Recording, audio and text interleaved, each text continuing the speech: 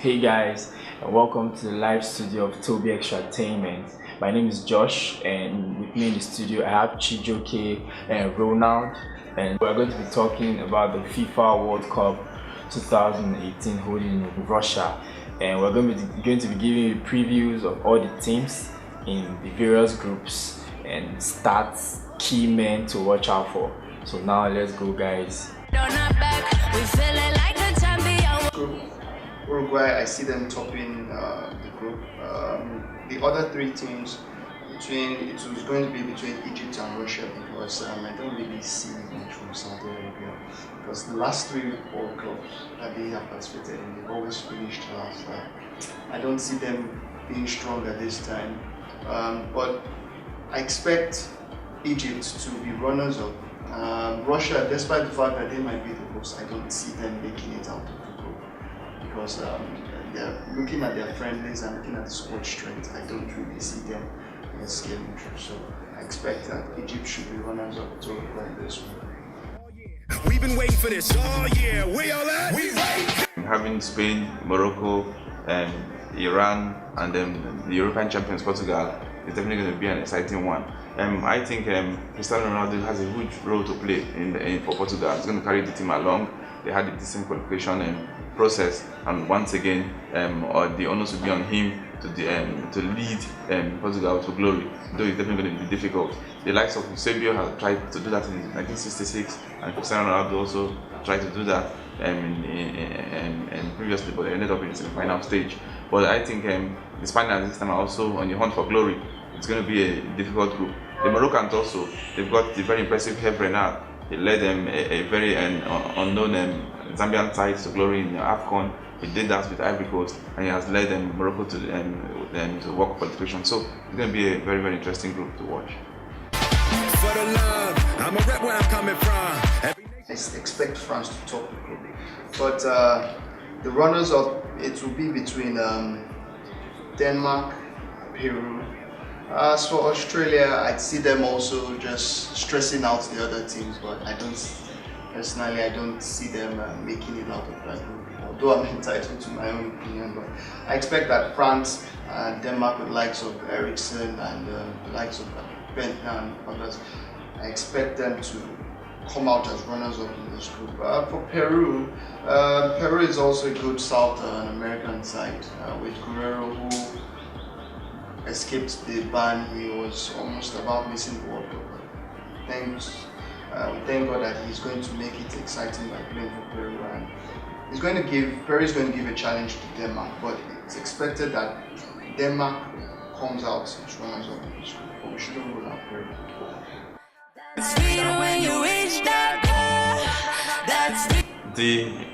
For group of death, and who do we have there again? Nigeria and Argentina, two lovers of the World Cup, and it's going to be an equivalent task again, once again in front of the Super Eagles, and trying to outwit the Abyss Celeste.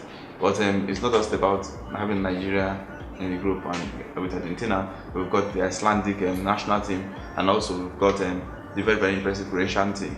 On paper, Nigeria is the lowest placed side on the group. So I think this is also the real last opportunity for Lionel Messi and co to make an international scene. So they will definitely want to make this opportunity count. So they are a team to watch out for. So I think the Argentines are heads on favorite, followed by the very, very experienced Croatian side. But I'm not counting out the Icelandic and the Super Eagles. I think they could also make an impression. But first, I think the Argentines go, then second, the Croatians. But anything will happen, it's a World Cup.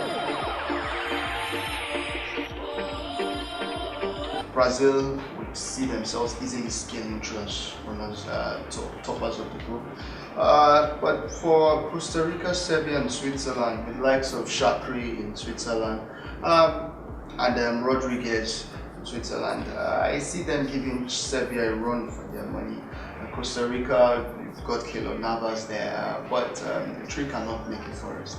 So he will be in goal, but he can't stop all goals from coming in. And I expect that between Serbia, Switzerland, and Costa Rica, I expect that Serbia should try and make it out of this group because in terms of talent, they look the richest compared to Switzerland and Costa Rica. So expect that Serbians will be runners up to Brazil.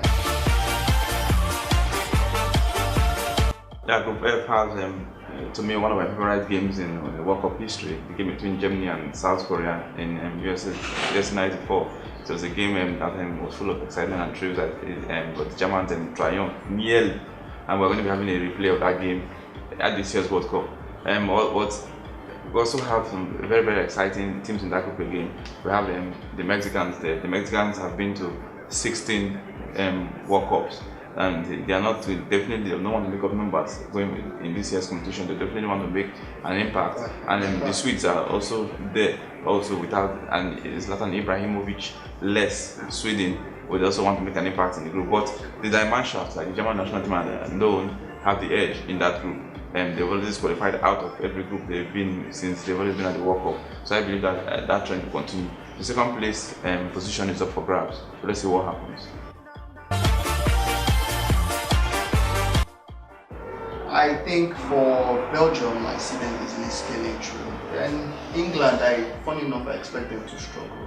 They've always struggled because as a team, they lack cohesion, they lack that teamwork, that team spirit. But individually, they've got great players, likes of Harry Kane, likes of Dele Alli, the likes of Jesse Lingard and friends. And I was surprised the likes of Wilshere were ruled out of the World Cup final squad. But all the same, I think the manager knows best. But I expect England to come out as runners up. But it would be a surprise if they top the group, because Belgium are like the favourites. They got amazing talent in Lukaku, De Bruyne, and Martins, and Witzel. But I was surprised Nainggolan was omitted and Fellaini taken. I expected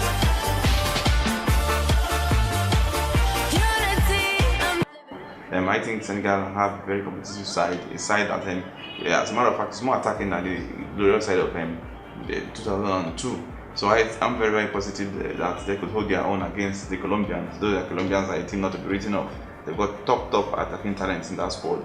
But I think that Senegal have the necessary materials. We're not omitting Robert Lewandowski. He's undoubtedly one of the greatest finishers that world football has seen in recent times. But I think that the Senegalese hold the ace in this group if they are going to qualify. If they hold their nerves and they play with absolute concentration, play their 3 games. So I think that they have an opportunity to make it as a group. But who takes the leadership of the group? I think it's one that we'll wait to see. Say from Russia, the likes of Cheryshev, the likes of Golovin. Then from Egypt, Mo Salah is the player to watch from there.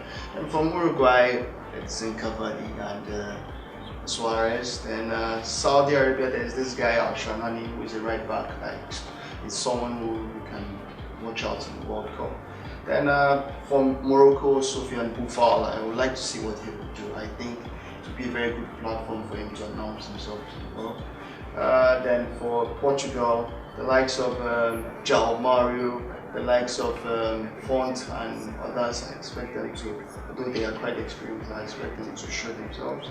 Like I said earlier, this is the last real chance for Messi to actually make a name for himself at the World Cup. So I'm going to be looking out for him. We're looking at Neymar. Neymar is one of the top 3 talents in world football. But this is the time he has to stand up and be counted, like the likes of Romario, Ronaldo de Lima, and then Pele, who have led the great Brazilian teams to triumph. So for him to join that elite class, I think he's going to make a name for himself in this World Cup. Gabriel Jesus is also expected to do big things in the World Cup. And so I think generally these are the key names that I think I expect to come at the end of the day, stake a claim for themselves for the golden ball and maybe the golden boots. So that's it from all of us here at Toby Extratainment. It's going to be one full month of exciting football games. Alright, so please follow us on our social media platforms on Instagram at Toby Extra and subscribe to our YouTube channel, Toby Extratainment, for more analysis, stats, and highlights of all the matches in the FIFA World Cup. Thank you very much, and God bless you. That's sweet when you reach that. That's sweet when